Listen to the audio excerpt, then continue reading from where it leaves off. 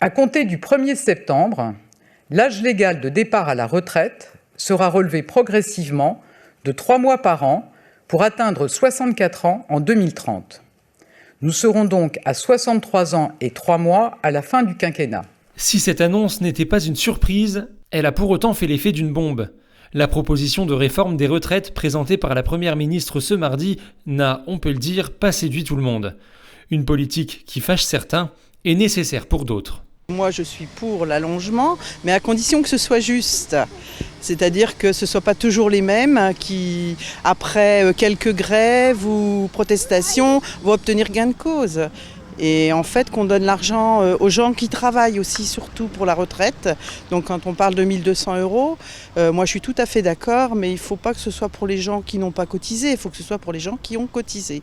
Je pense que malheureusement ça fait tard, notamment pour les personnes qui travaillent dans des conditions assez difficiles. Donc je pense aux personnes qui sont dans le bâtiment, dans le transport, qui doivent porter des charges lourdes.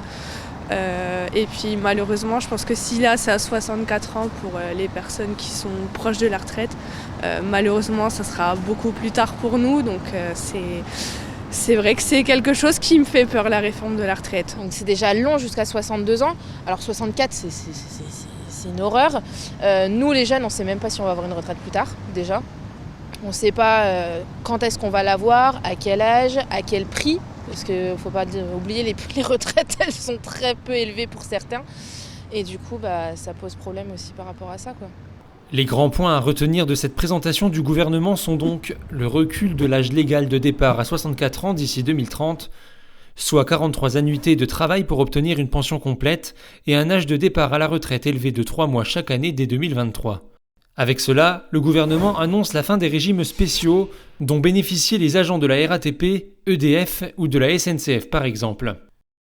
Et une revalorisation des petites pensions, le minimum de pension sera relevé à 85% du SMIC net, soit près de 1 200 € par mois dès cette année pour les futurs retraités ayant une carrière complète. Alors là où beaucoup n'imaginent pas partir à la retraite plus tard qu'actuellement, les syndicats emboîtent le pas. C'est une grosse destruction de nos droits, une grosse destruction de nos qualités de vie, de la qualité d'emploi et une précarisation.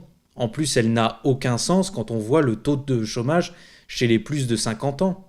Elle ne plaît pas à la majorité des syndicats, à peu près tous, y compris ceux qui sont moins virulents d'habitude. Et alors là, on devrait avoir quasiment tous les syndicats dans la rue. Les syndicats appellent à la grève le 19 janvier et annoncent cette mobilisation comme la première et précisent qu'il y en aura autant que nécessaire.